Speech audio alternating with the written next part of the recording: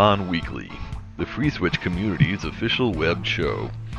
Tune in every week for updates in the FreeSWITCH project, interesting presentations, and interact with members of the FreeSWITCH community.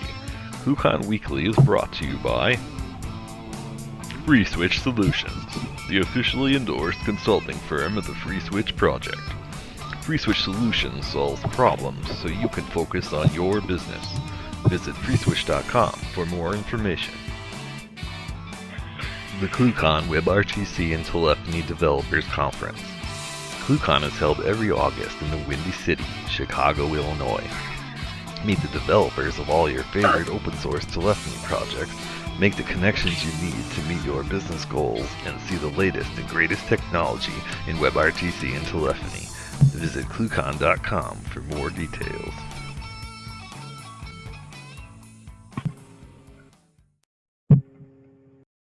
All right, guys, welcome to ClueCon Weekly. Today is March 30th, and we're going to be talking about a few different topics today, one mainly being security on your mobile devices and phone security in general.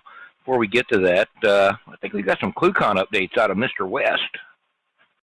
Oh yeah, we've been working really close with the hotel to get faster internet, which we should have, if things work out, 100 megabit symmetric delivered to our conference area. We just had a conference with the hotel this week to get that pulled off. So making no promises, everybody, cross their fingers and hope we pull that off. It doesn't seem like it's going to be that big of a step to get that done. We're working also with the hotel to improve cell phone reception in the area where we're going to be. Apparently that we're in the basement where they put all the, people like us. But yeah, it's like way down underground, so the cell phone coverage is not that great down there. So we have a proposal with the hotel right now. We're working with them through that. I don't see where they wouldn't do it. It's going to help everybody that uses that space. It's going to be great to have awesome internet, awesome cell phone service. We'll probably break everything anyway. It tends to be what we do. But we're going to try really hard to keep everything functional and awesome this year. And if you haven't seen already, get your speaking proposals in. Get them in early, get them in often. If you have multiple speaking proposals, send all of them. We'll let you. We'll go through them and pick the best of the best. And we probably have some people for standby because we usually do keep 3 or 4 people and 3 or 4 talks handy just in case people either can't make it, flights get canceled, tornado goes through downtown Chicago, which all of these things have happened in the past. It's an interesting time. So yeah, get your talks in. If you've not registered, get registered now. We have register now, pay later, so you can get on the list, save your spot in line for the pizza party, and you can pay when July 1st rolls around. And that's pretty much it. Kathleen, you have anything else to add for this week? Well, yeah, just to reiterate, get registered for ClueCon. We've got a new pizza place this year, so that'll be exciting.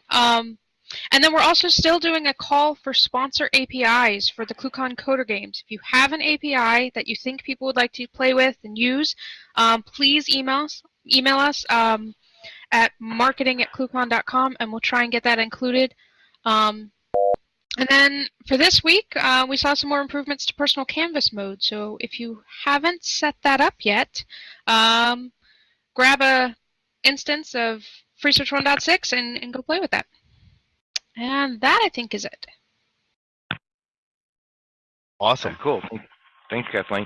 Hey, guys, don't forget to follow us on Twitter at ClueCon or at FreeSWITCH. And also like us on Facebook, facebook.com/FreeSWITCH.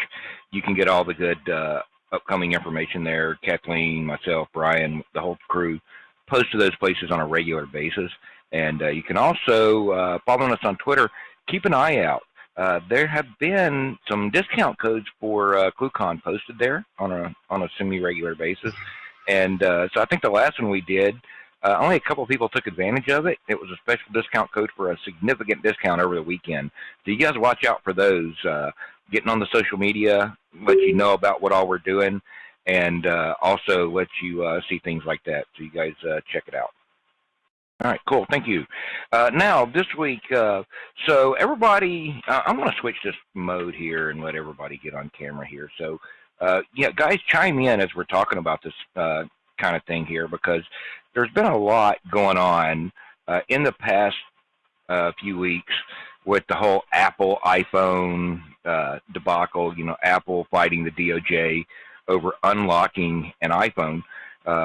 You know, with the encryption on there, and the fact that if you set your phone up right, somebody tries to guess your passcode to unlock your phone, was it 10 times? Then the device wipes itself.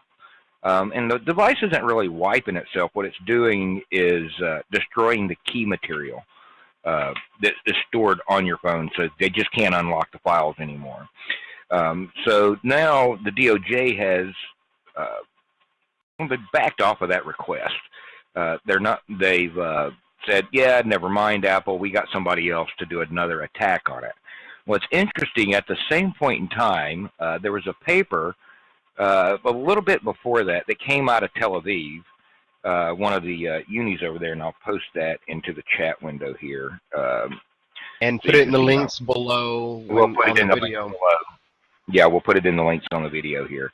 But so some guy at Tel Aviv University figured out that with using a $2 magnetic probe, this is just a little magnetic antenna probe that you can stick up next to an iPhone. These things look like the kind of antenna like you'd see for a proximity card, something like that.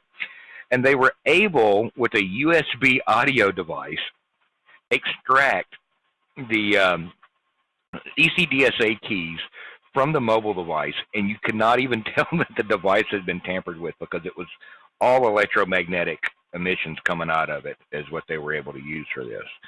So you've got that sort of thing, and then we keep having this reoccurring theme, not just with phones, but with all the IoT things, where, oh my God, the security is just so bad.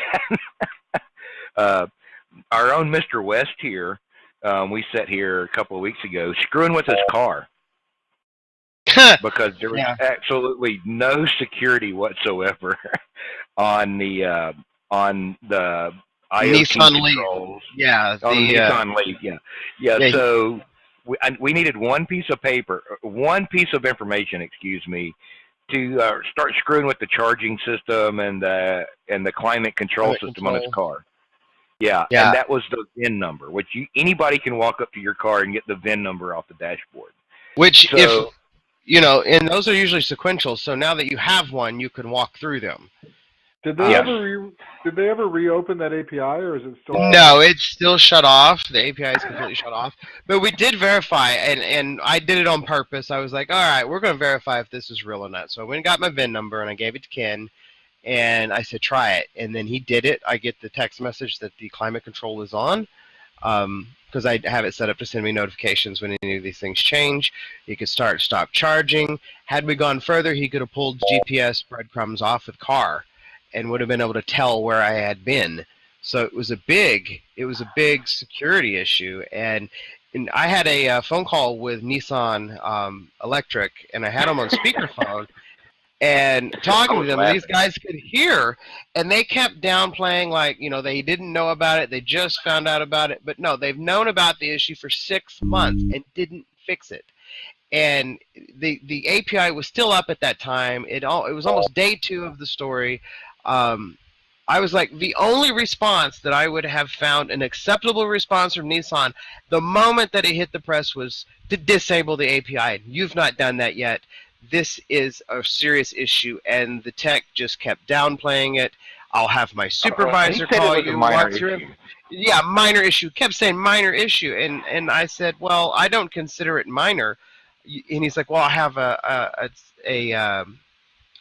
supervisor, call you back, and they took my information. They never called me back. Never called me. Well, but shortly thereafter, this is the fun part. Shortly thereafter, Nissan announced, since 2015 and below model year of the Nissan Leaf uses the 2G network for its telematics system. They announced that for the 2015 model year, which I have, they'll replace and upgrade it to the new 4G stuff for free. And then everybody else, 2014 and below, they'll do at a significant, reduction in cost so that everybody can get updated. So I highly suspect that they won't be fixing this issue until they update everybody's radio in their car to the new system. I have a sneaking suspicion that they're not able to fix it, or it was engineered inappropriately, and there's no way to fix this right now. Well, I mean, they have no security whatsoever on the front side of it. No, so absolutely I mean, none. It's really nutty that they would actually try to do something like that. So, but so I mean, we're starting to see more and more of these attacks. I mean, it's not that long ago that we saw the guys over the radio hacking the journalist's car, where the journalist was driving down the freeway. Right down the road, and yeah, they hacked his car and made it unresponsive, which is a concerning thing as well. And I had messaged Tim Patton. Hopefully he'll hop on here any moment. Him and I had been having discussions about IoT and security as well, or lack thereof, security when it comes to IoT. Things are so insecure. For example, I control my home with the Amazon Echo. But if somebody was able to walk up to my front door, they could yell loud enough to make it turn lights on and off, if they were able to speak loud enough. Which is why I don't have the Echo control locking and unlocking the Z-Wave locks on my door. Right, because somebody would be like, "Hey Alexa, unlock the front door." That would be funny. Well, I mean, we go back a little bit before that, Brian, and this is something that we talked about on here before. Was it a year, maybe two ago now, where one of our buddies over in the UK, and I don't want to throw the actual vendor under the bus, but where he discovered with the phones, what do they call it? Centralized auto provisioning Zero-touch system. Provisioning or auto provisioning. Yeah, that thing. Yeah, where they had the centralized server with absolutely no authentication on it whatsoever. And didn't think it was a problem. Yeah, didn't think it was a problem. They don't think it's a problem because you just request a MAC address and it does a 302 redirect for you on where the config files for that phone are. Well, wasn't this the one that was uploading the configs to the cloud as well without telling anybody? No, they weren't doing that. They weren't doing that, Okay. but what they were doing was they did offer encryption of the files, but the encryption was so poor that we were able to cut through it, and he reverse engineered the encryption on it and cut through it with a Perl script in about 2 hours. And that in itself is pretty awful. Well, yeah, that was that, and then I mean, it only took him 2 hours to develop the script because once he had the encryption broken, it took about 15 seconds to extract the key and conversely extract the data out of the encrypted configs. So there's a lot of this going on out there, and I think we need to be mindful of this stuff. I mean, I see. I look around at all the faces on the bridge today, and all of us, in some way or another, we work with where minutes cost money. I'm just going to throw Eric under the bus over there on SIP. I mean, all it takes is somebody to breach their password security, and they've got a fraud situation on their hands. Me, Brian, Mike Jarris, Mike Malvarudis that I see on here. I mean, all of us, we touch ITSPs, consumers that are dealing with this market in some way, and everybody thinks, oh, well, it's not a big deal. Yeah, we'll just cut them off. But what happens when something screws up and it doesn't cut off? We're talking in the telephones, we're talking real money here. In the iPhone hacks, we're talking all your information compromised here. Things like Passbook now have your credit card information in it. We're talking on Brian's car, for instance, when we were screwing with that the other day, the lack of security, what that really meant, if he didn't have those alerts turned on, then he wouldn't have known that I was screwing with his car. And sure, the the climate control system would have only stayed on for 15 minutes, but I could have kept turning it on repeatedly. So Right. Brian would have got, and even though his car was plugged in, I could stop the charging cycle. So he would have gone out in the morning if I really wanted to screw with him, because I know how to screw with Brian on this because I know how his alerts work. So I've got a little inside information there. I could have ran the batteries in his car down completely, and he would have not known it until he went out to his car or he checked his phone in the morning. Yep. And then he would have been really pissed off, as anybody. So, there's a big deal here, and I'm just looking around. Don't just let us talk. You guys jump in here. What do you guys think people really need to do, or we need to start looking at to start addressing some of these issues? It's not just strong cryptography, because obviously we can do side channel attacks on that. But we've got to be mindful of all that stuff. So anybody want to jump in here and start chatting about it? This kind of goes back to that talk I gave a couple years ago at ClueCon about the little things, the attention to detail. 'Cause these types of things come into play because, I think a lot of it comes from marketing and sales outpacing engineering, and engineering trying to keep up with those two elements, and then you have all of these things that get swept under the rug that aren't completely engineered appropriately because we have to get a product to market or we have to get something complete. And I think I understand that balance. I get that. You have to have revenue if you're a company, but I think sacrificing the security of, like, say, Nissan sacrificing the security of somebody being able to run the battery down in my car versus spending a little extra time. And sadly, they probably had somebody with a PhD design and build the entire system for them. So, that in itself is, I could have probably built something better, and I didn't graduate high school. I have a GED. So, just pay attention. Those types, you got to think of the crazy things that your customers are going to do. And you really honestly can't think of everything your customers are going to do, but you can cover the bulk of the use cases and issues that you might run into just by sitting down and thinking about it for a little bit. Brian, I'm curious what you think about the other kind of tension that I imagine in this scenario, and I see it in my server administration all the time, is between security and accessibility. I almost see it like a gradient. If you go all the way towards the end of security, things become so difficult to manage.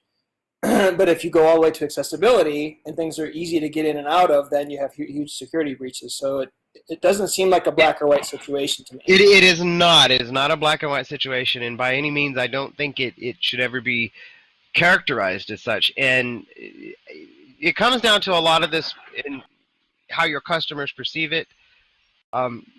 You got to make it easy for your customers to access their stuff, but on the other hand, you got to be able to protect them from making their password 1234.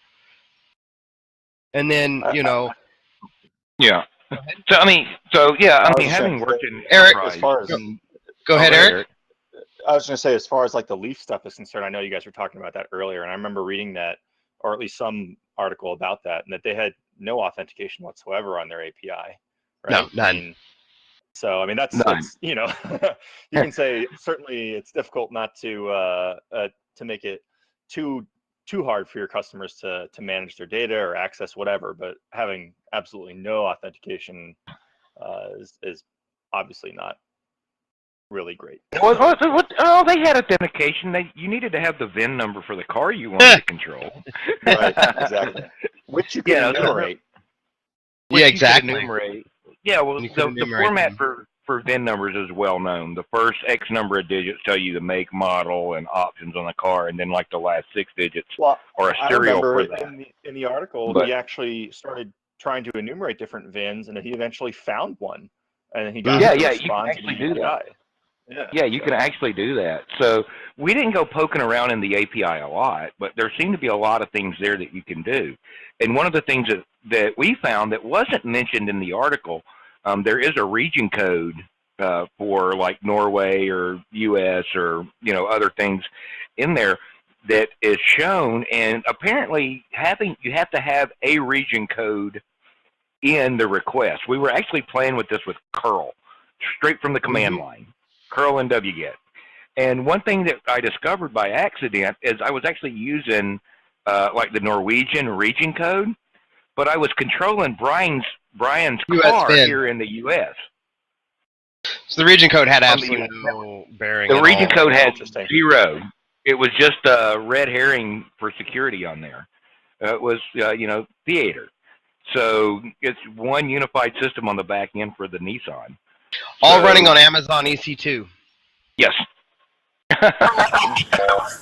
Well, and the vectors, the people with the vectors are getting much smarter, and they're, like we have it, as Dan was talking about. I see a lot of that where you see the vectors happen spaced over time, and it's not like a couple of years ago where they just slam the servers and fail to ban just knocks you out.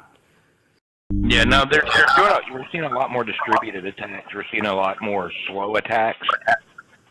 So it's one request per minutes or hours, not thousands of requests per second. So we're also seeing there's also been a trend to do more with the botnets out there to spread those attacks out over different areas. So you may see an attack come in with 50 or 100 packets, but they're coming from 50 or 100 different IP addresses. So unless you're doing something to correlate that, which it's really hard to start correlating that versus, I'm just going to pick on Eric again for a minute because they have customers that are all over the internet. How do you correlate an attack versus a customer trying to log in with their soft phone when they just don't know their damn password?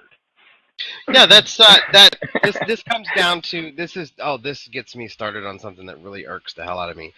I understand security and credit card fraud and all that stuff, and this brings this before I lose this thought. I trip up Bank of America's credit card fraud detector on like a bi-weekly basis. And even when I go and do the stupid file the thing when you do a travel, I'm traveling to these states, they still go in and ding me. And, the last 2 times they did it, they didn't even call me, they didn't text me, they just shut all my stuff off. And I was paying with Apple Pay both times, which is biometric. It's like, I have my device here with my thumbprint to activate it, but you still shut everything, not just that card, every card I had off, and I had to call. And then, what's so bad is I had logged into online banking from my iPhone that morning. Again, they had my GPS coordinates. They could have fed that into their fraud detection system and been like, hey, he's physically in this area. That could have been something to let them know. But no, it's like it's an ongoing battle with Bank of America. It literally is awful. You're correct. I mean, I had that happen back at Christmas. Bought some Christmas gifts, 2 different transactions at a Walmart, and then go try to buy gas, and they let me walk out the store with $1,000 in stuff, but then I go get $20 in gas, and Bank of America shut my card off. So, I mean, to get back to what Chad was asking, which really all this plays back into that, yes, I mean, there is accessibility things that you have to pay attention to, and it is a grayscale there. The more secure you make it, a lot of times, just due to UX issues, user experience issues, you make it more and more difficult. And exactly. Well, normally Bank of America would text you with, "Are these your charges?" and you just reply yes, and it unblocks your card. But the last 2 times I've had it happen, they didn't even do that or call. They do the automated call to my cell phone. They didn't do that either. And then I had no indication at all. And, that's just while you're traveling and working. It's just one more thing you don't really need to be dealing with. So it's like, screw that American Express card, I never trip that one up, but I don't use it that often in the same manner I use the Bank of America one. So yeah, but I mean, here's another question: How much of this is it just really hard to do good security, and how much of it is that there are too many stupid people designing security stuff? I think a lot down this road where you've hit a really good topic. I think it is a lot of bullshit restrictions. For example, AT&T password. Now, I had it at one point where I couldn't change when AT&T took over DirecTV, I had special characters in my DirecTV password. And I don't know if you guys have dealt with AT&T. There's this whole list of shit, and it's mostly if you press shift in the upper row of the number keys. that whole thing you can't have in your you can't have anything. Pretty much the only special character is a dash. And then, you know, I have to change my password every time I log into my DirecTV account because it never works. Somehow AT&T has screwed up the combination of my DirecTV and AT&T credentials, and I just have to go through the password reset every time, and then I can log in because it does the auto login after you change it. But I can never log out and then put that password I've changed it to in to log back in. Ever. It never works. And then OpenSRS is another one. You go to change your password to OpenSRS. Oh, you can't change your password because that password was the one you've used previously, your previous 4 passwords. Well, I can't remember what. Okay, so that's great now. All right, what I set it to. So I change it to something else, and I forget what that is. And then you have to go reset your password again because the whole cycle repeats itself because you're putting these bullshit restrictions for me to change my password to something with these special characters in it, and then I do, and then you tell me I've used it before, and then I'm like, I don't know what it is now, so I go change it, and then you change it again, then you have another password you have to remember, and it's like this vicious cycle of bullshit. I see Chad just sitting there laughing because he's like, yes, this is exactly what, yes, this is dumb. This is really dumb. It just seems like a poor strategy. It's a poorly designed strategy. It really is. I think it's a bit of poor design strategy. I think it's a mixture of just laziness when people are designing these things. I mean, if we go back and we look at just the history of the internet in general, and let's just pick something out there, this low-hanging fruit that's easy to pick on, and that's PHP coders when they're doing a login system for some random website. They almost always it always starts the same way. Enter your username and password, and then you look at their code, and the query goes something like select star from users, where username equals foo and password equals bar, and there is no hashing, no nothing on the password. It just drop the password in clear text into the database. And then of course, that way you can send somebody their password when they forget it. Exactly. Oh, don't get me started. Yeah, don't get me started. This one is okay. I'm going to tell you this one. We actually had our billing system was sending people their temporary passwords in email, and I was like, "You go change it. I'm sorry that it went via email, but what else am I going to do? If I send you a link to reset your password, that's just as insecure as me sending you the password to reset your password." So you can't win that. It's like, I don't understand. It's like, if your email's that compromised, you're already beyond screwed. So I can't win that one. So it's like, okay, now you get an email that says your password is, and it's a whole bunch of stars. Good luck. Don't know your password. Yeah.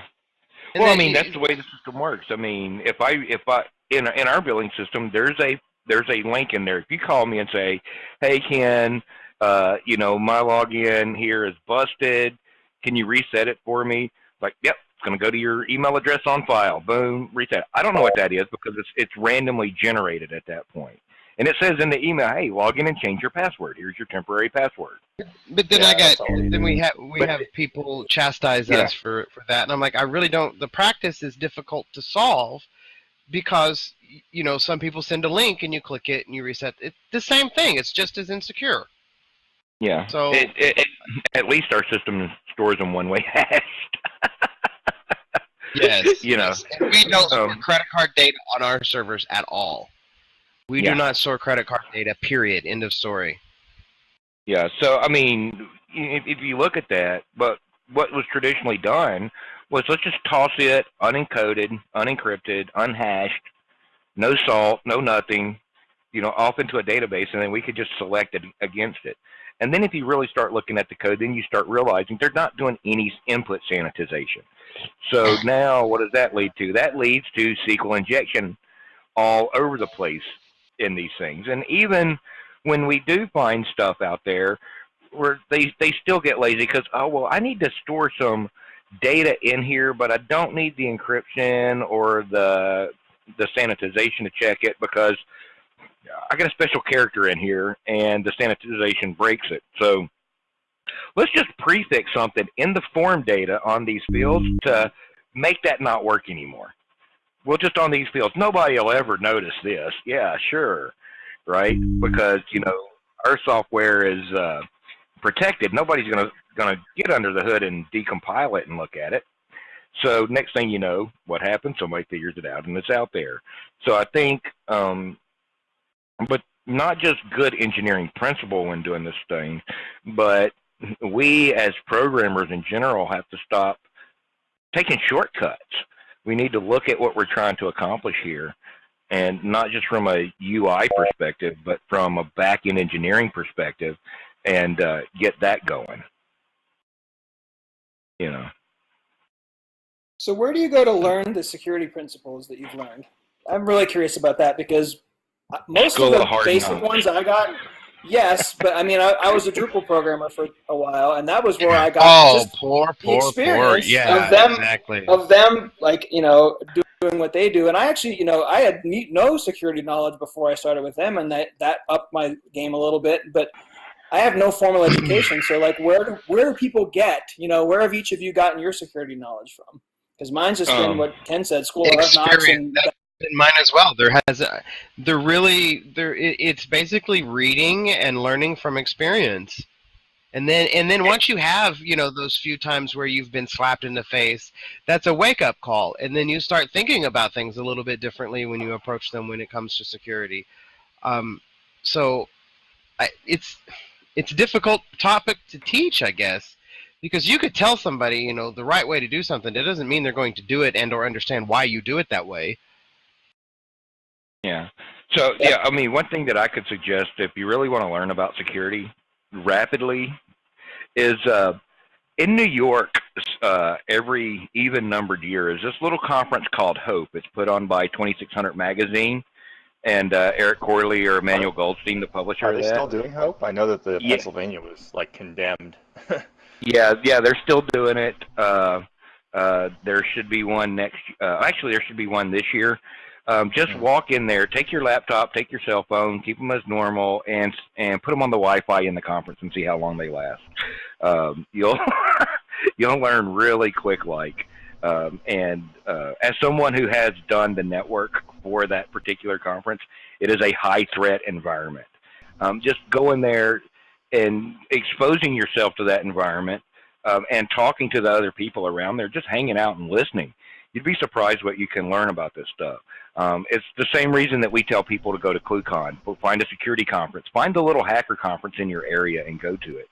Yeah. Because I was going to say, that's kind of how I got started in this stuff, is, I mean, talking about HOPE and Eric Corley and stuff like that, Ken. I mean, I started going to, 2600 meetups back in the day, etc. Yeah. And, I went to DEF CON when it was at the Alexis Park, probably 15 years ago. God. And, yeah.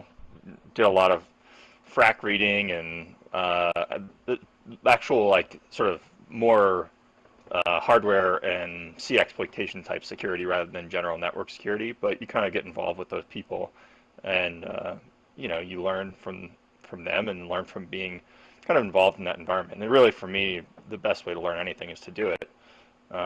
And certainly, I would say that if somebody is interested in learning how to,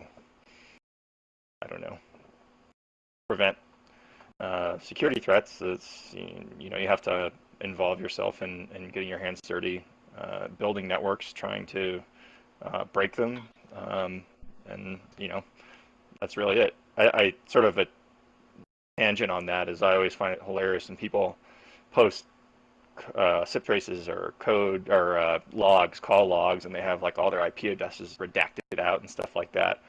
It's really, if that's your idea of having a secure system, that's hilarious. And I'll literally will tell people, it's like, here's my IP address, have at it. There's a SIP server on there that's got public SRV records, NAPTA records, whatever. See what you can do. Yeah, well, I mean, people do that all the time, and they think by masking that they're hiding where they are on the internet, and they just don't realize that. Well, dude, within the first 3 hours you turned that machine on, it was already scanned at least once. Absolutely. I leave SNGREP up and running on my proxy right now, and I can see right now. I get calls, and actually I'm getting new ones now. I'll paste it into the FreeSWITCH channel. The types of call setups that I'm getting. They're trying to do SQL injections on the request URIs. So here's one right there. I just put it in. That's the Yep. the request URI, I think the from address, and then the target address. So it's Nice. hilarious. Nice. So. Yeah. So, well, you're talking about, DEF CON and 2600, but also, go back and look at some of our predecessors that were doing this stuff back in the 80s and 90s. Go look at groups like Loft Heavy Industries. That's L0 PHT. Sure. Cult of the Dead Cow, and look at some of the attacks that they were doing. Specifically, there was this guy back in the, you may have met him at DEF CON back in the day, Eric. He went by Sir Distic. He was part of CDC. The guy is one of the greatest NetBIOS SMB hackers of all time. He's the guy, he ripped Microsoft for like 5 years solid on their networking. And he found bugs so bad that the protocols themselves were broken. So, if you look at some of the attacks that these guys were doing back then, the type of thinking that they were doing, it still applies today. Yes, those attacks may be fixed. In some cases, they're not fixed. Sure. They're still applicable. But you can look at what they were doing, look at how they were analyzing the situation, look where they were poking at. A lot of them, they were sitting, at home in their basements just hacking at code and seeing and buzz testing and see what I can, figure out, how to do stuff. I think the craziest one that Distic found, he found by reading the specs, and it just dawned on him that with the old NetBIOS network shares on Windows, the way that worked is on IP as a machine came online and it says, "Hey, I'm Ken, and I'm IP 12345. Does anybody have a problem with this?" And then if somebody else on the network was named Ken, that box would go, "Yeah, I got a problem with that. I'm Ken." And so the machine coming online would kick itself off. Well, Distic figured out he could write a little program to always answer, "Yes, I'm that person you just asked if anybody else is using this name." And it was very useful for denial of service on new machines coming on the network, but it was also very useful for things like man-in-the-middle attacks. Because now another machine would say, "Hey, where's Ken?" And his little program would say, "I'm right here," before the actual server would. So when you look at, and he found that by reading the specification. And yes, nobody wants to sit around reading a bunch of dry RFCs and stuff like that, but sometimes you just have to do it. And I mean, I know Eric's done this, I know Mike has done this, I know I've done this. Heck, probably even Chris Rienzo's done this. And that's, just sit there and read the SIP RFCs sometime. If you got insomnia, that'll put you to sleep. But you really need to understand how these protocols are designed and how they're put together, and how the software you're working with is designed, especially when you're using someone else's software. Then you can start looking at what they've done, and you can find what maybe seem obvious after the fact to you because it's a fresh set of eyes that, hey, you shouldn't do that. That's a bad thing. I know Brian wandered off for a second, but he found one. We found one in FreeSWITCH several years ago that we fixed with some of the variable stuff that we were doing. Brian, what was that attack that you found? I guess it was 6 or 7 years ago with the variable expansion where we could in the SIP invite send in something and have it execute shell commands? Yeah, so it was Ken got into it with somebody on IRC talking about command injection, and it gave me an idea that like how I'm going to try putting variables in like the two headers and the user agents and like the expansion of API commands like system calls and things like that. And come to find out 10 minutes after they had this discussion, I was like totally like running commands as root from a SIP invite just by touching like if you were to regex on the user agent in your dial plan, and then I changed my user agents to dollars, curly brace, system, user bin wall, shutdown or whatever, just any command, it would act on it and actually expand it and do it. Yeah, it would totally do it. Yeah, we're doing too much recursion on the variable expansion there. So, I mean, you got to watch out for things like that. It's all those little tiny things that, like I said, I was talking about. I pasted it again to the channel, this thing that I did when I was in college. It's this war games thing, and it's more shell exploitation type stuff, but it's the exact same type of stuff in that you go through these different levels effectively, and each level, once you exploit it, gives you the key to the next level. And it does things like string format exploitations, just like generic buffer overflow stuff, and it gets really, really hard, but it really helps you to sort of think about all the different little bits and pieces that can go wrong in a system, and variable expansion is a very classic case of that, and that's really getting down to the little pieces of it versus the high level view of security. But I guess that's kind of what it boils down to in the end. I would highly recommend this over the wire thing. Those guys actually are down in Australia, and they they published several articles in FRAC. One of the guys who ran that, his name is Nemo, and Feline Menace is the other one. And they have several FRAC articles. I think they might actually have a string format exploitation article in there. So really, really good stuff and highly entertaining. I remember spending way too much time on that versus doing actual programming assignments. Yeah, well, especially if you were going to DEF CON 15 years ago, you were having way too much fun. Yeah. But yeah, so I mean, there's a lot of stuff like that you can do. Does that answer your question, Chad? It very thoroughly. Yeah. All right. Cool. Anybody else want to talk about anything related to this subject? We're kind of talking security in general today, but I mean, when it boils down to it, the only ultimately truly super unpenetrable security that you can do on a computer is put that joker on the nose of a rocket and fire it into the sun. And then it's only secure until it gets out of physical reach of man. And then it's only secure until we figure out a way to retrieve that stinking computer. So, you just got to think about it. And like has been said, it's make it secure enough that you can keep the bad actors out, but also, don't make it so secure and so locked down that your users can still get into it and actually use the product that you're trying to do. So, and it is a fine line. I think, the default no policy, you can't do that, is always better than a default, yeah, you can do that and try to block the bad stuff, because then you just end up, having to constantly turn on a new feature. I mean, or constantly block a new thing. You can always add access in for stuff that you blocked off later on. Typically the same way you do a firewall. Yeah, block everything. Oh, well, I need to get SIP in here. Okay, so let's enable SIP. Oh, I need RTP. Let's enable RTP. Well, I need to SSH in from home, so let's either route that over the VPN, keep it blocked on the public internet, or hopefully you're on a static IP at home and you can just enable that for your static IP at home. That kind of thing. And you end up with a lot better security in the long run. And that's not the end all be all. People for years have said, hey man, just I've got a great firewall. It's just my little Linksys router. It doesn't let anything through. And then everybody realizes, oh crap, it's got NAT PNP or UPnP on there, and something's opening up, access through it. You turn your Xbox on and it automatically starts taking port forwards from your router. So, you kind of got to keep an eye on that. It's necessary evil. I mean, even FreeSWITCH will open ports in NAT PNP and UPnP so that it can work properly. But, I mean, you just got to be mindful of that kind of thing, I think. And, look and see what's going on. Educate yourself on it. And do a lot of reading.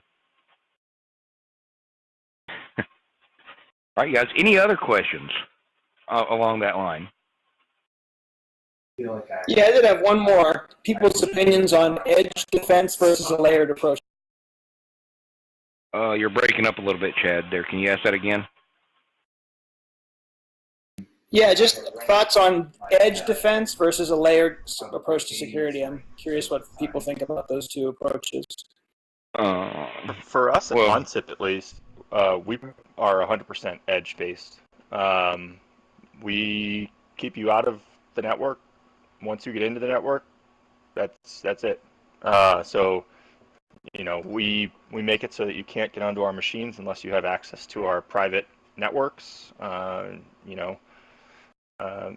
core infrastructure is all designed to be able to communicate directly with each other without, I mean, we do have IP tables, rules, and things like that between those machines, but they're open to the public internet as far as receiving signaling and things like that. They have private interfaces for the administration and whatnot. So our philosophy is that you literally can't prevent every vulnerability from ever happening, and you can patch and update your boxes every day, but there's still going to be exploits that are out there that you just don't know about. So for us, it's keep people out at the edge. That's our number one priority. Yeah, I think you got to go a little bit further than that. You have to apply it at the edge, but you also have to apply layered security internally, especially in an enterprise environment. I think we can point at one massive breach that everybody knows about really well, and that was the Snowden breach. Not speaking to whether what he did was right or wrong, but just the way that he did it. He was able to breach into areas that he probably shouldn't have had access to, and because of that, and there was no separation in there, and there was no additional layering of security, he got the keys to the kingdom, so to say, and walked away with the crown jewels. So you have to kind of pay attention to that also. You don't want necessarily somebody breaching your web server and then leveraging that and turn around and breaching, full access into your database server that's got all your billing data in it. You have to make sure those accesses work, but and it's not as important in a small organization to have those kind of divisions as they are in a much larger enterprise organization. Let's just say me and Eric worked for a major pharmaceutical company, Eric in telecom and me in network engineering. I may need access to certain systems, but I don't need necessarily access to the same systems that Eric is going to be maintaining. And just to protect the organization, you would separate that out and restrict access appropriately. Give us access to do our job, but I don't need access to do Eric's job because that's not my job to do. That's Eric's job. Right, absolutely, and I agree with all that what Ken said. I was talking, I guess, initially from our sort of the outside world in perspective, but internal we do have layered security as far as like all of our developers don't have access to root on all of our core proxies because they're not the ones who are deploying that code there. So there is definitely layered access in that sense. But from the outside perspective looking in, our number one is we try and keep people off the boxes in the first place. Yeah. Because once you do have a compromised machine, there's no telling, and I've done it before in lab environments where you get into one machine, and then even if there are restrictions to get to other machines, if they're running the same type of server or other types of things, as soon as you get into one, you can get an exploit and a foothold there. Even if there is layered security across the board inside, it's likely that foothold is going to spread quickly. And in my personal experience, that's been what has happened. So. Yeah, well, I mean, I've actually I was working. Oh God, I'm going to date myself. Back about 15 years ago, I was working for a very large pharmaceutical company, and there was this worm that went around the internet called NIMDA. You remember that one, Eric? Yeah. And I started seeing signatures for that in logging on my personal network. And I brought it up with guys at the office, and they're like, yeah, it's not going to be a problem for us. We got firewalls, we got this, that, and the other. And then nobody thought about the fact that we had a network that was exposed to the internet with IIS web servers on it, running that the devs use for web dev. And then from that network, you had access back into the internal network. So NIMDA breached those servers and then backdoored into the network, and before long, it shut down our entire network. Literally, we had to pull the plug because routers were melting down from all the port scanning that was happening. So you got to kind of have that division in there, and because that lab network didn't need access back to the main network. Yeah, I know. But it had it. But it had it, So what do? You block that kind of thing. But you know how it is, Eric. But all right, guys. Any other questions?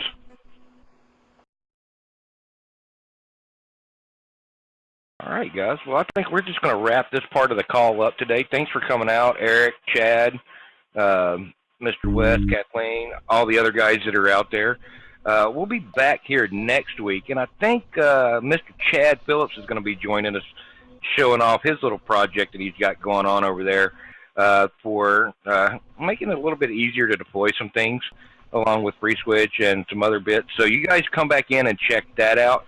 We'll be back here next week on Wednesday at noon Central for that. Kathleen's working real hard on getting some upcoming guests for more weeks coming on behind that. So you guys keep an eye out for that, and follow us on Twitter. You'll get those announcements there first. Don't forget, click the subscribe button down below this on YouTube, and you can get the updates on when those videos will be happening, and plus any other videos that we're happen to be posting. Thanks, guys, and we'll see you next week.